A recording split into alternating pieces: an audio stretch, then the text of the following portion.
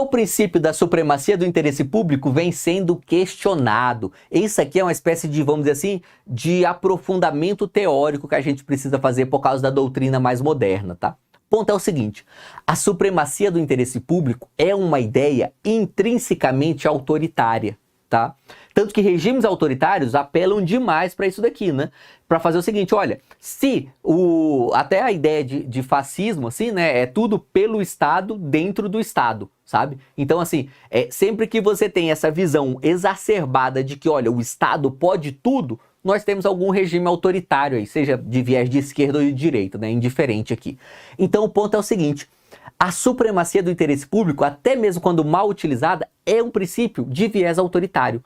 Como a nossa Constituição de 88 ela é bastante democrática, a gente tem que, vamos dizer assim, fazer uma leitura da supremacia do interesse público à luz da Constituição de 88, à luz dos princípios da Constituição de 88, tá? Esse é o questionamento que a doutrina vem fazendo à supremacia do interesse público. E aí nós vamos chegar a algumas conclusões aqui, tá?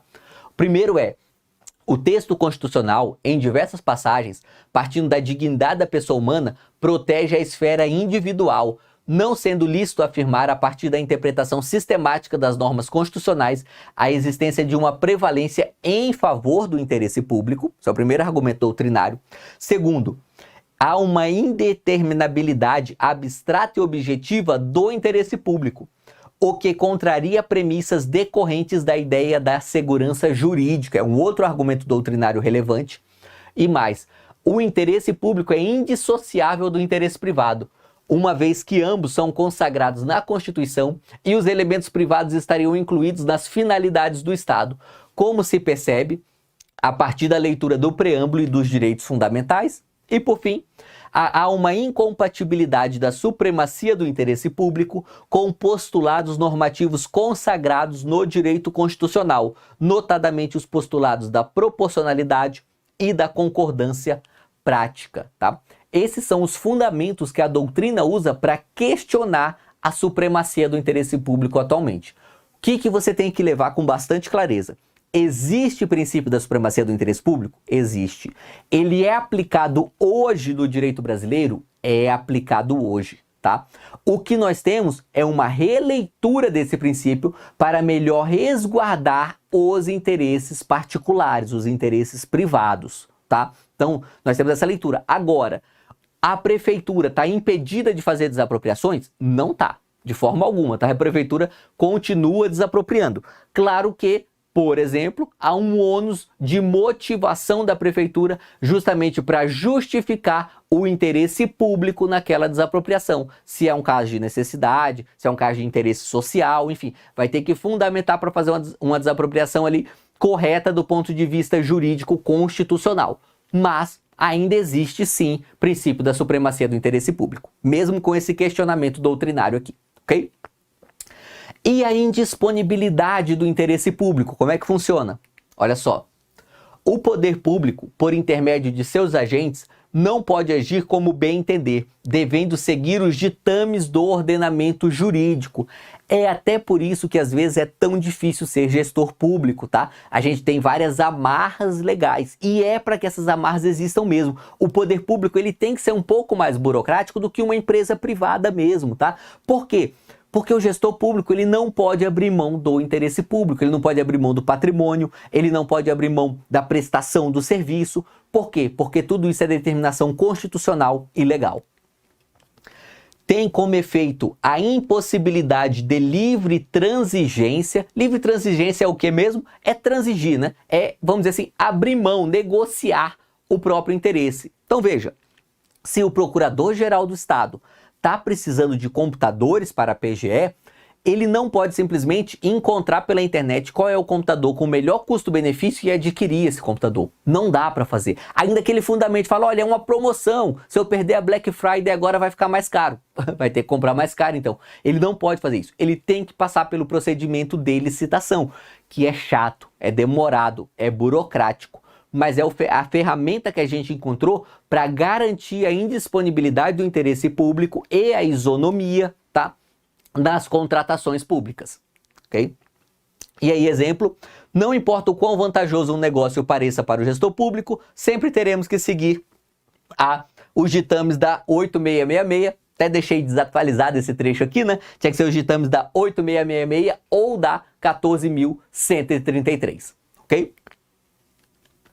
Exemplos de relativização. Veja, nós também temos relativização aqui da indisponibilidade do interesse público e temos vários exemplos impostos pelo legislador, tá? Vamos lá.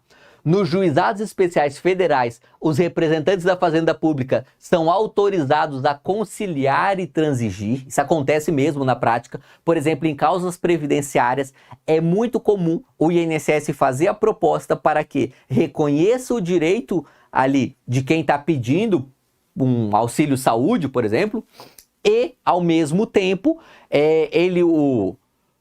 o representante do INSS tenta fazer com que a pessoa abra mão ali dos valores retroativos, né? Veja que é uma transição mesmo.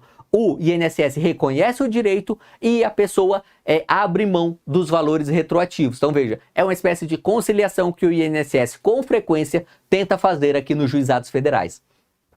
E mais, passou a ser permitida a utilização de mecanismos privados para resolução de disputas, inclusive a arbitragem, exclusivamente nos contratos de concessão de serviço público e nas parcerias público-privadas, tá? Então, desses contratos de concessão e em parcerias público-privadas, nós temos arbitragem do poder público. Inclusive, tem um colega conhecido, né, que ele é procurador federal e ele trabalha justamente com arbitragens na Agência Nacional de Transportes Terrestres, sabe? Então, veja que o poder público faz mesmo isso daqui. E, julgado agora aqui do STJ, tanto a doutrina como a jurisprudência já sinalizaram no sentido de que não existe óbice legal na estipulação da arbitragem pelo poder público. Então, assim, isso era até uma discussão ali por volta de 2005 a 2010, hoje não é mais, tá? O poder público pode sim participar de arbitragem de meios consensuais de resolução de disputa, sem problema algum, tem que ter previsão legal para isso, né? Mas pode. O fato de não haver previsão da arbitragem no edital da licitação ou no contrato entre as partes não invalida o compromisso arbitral firmado posteriormente. Esse julgado é importante, ele é antigo, tá? 2012, mas ele é relevante até hoje, esse é o entendimento atual. Veja, o fato de não estar no edital não impede, a princípio, que se faça a arbitragem naquele contrato, tá? Só que aí nós vamos ter que ter ali um compromisso arbitral firmado posteriormente, mas pode ocorrer, ok? E a lei 9.307 vai falar, olha, a administração pública direta e indireta poderá utilizar-se da arbitragem para dirimir conflitos relativos a direitos patrimoniais disponíveis, tá? E, seguindo aqui agora a lei 13.448, fala, consideram-se controvérsias sobre direitos patrimoniais disponíveis para fins desta lei. Então, veja, se por um lado o poder público pode fazer arbitragem quando estamos falando de direitos patrimoniais disponíveis, o que são então esses direitos patrimoniais disponíveis? E aí vem, consideram-se direitos patrimoniais disponíveis, né?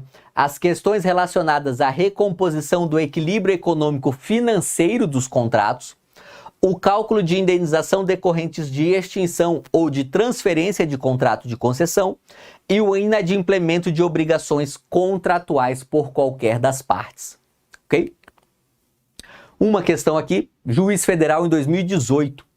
Com relação à aplicabilidade dos meios consensuais de solução de conflitos, pode-se afirmar que eles não se aplicam à administração pública. A inafastabilidade da jurisdição decorrente da soberania impede a administração de negociar e firmar contratos particulares. Veja que o assunto ele é pacificado ali desde o começo, ali 2010, 11, 12, mas em 2018 ainda hoje cai esse assunto em prova.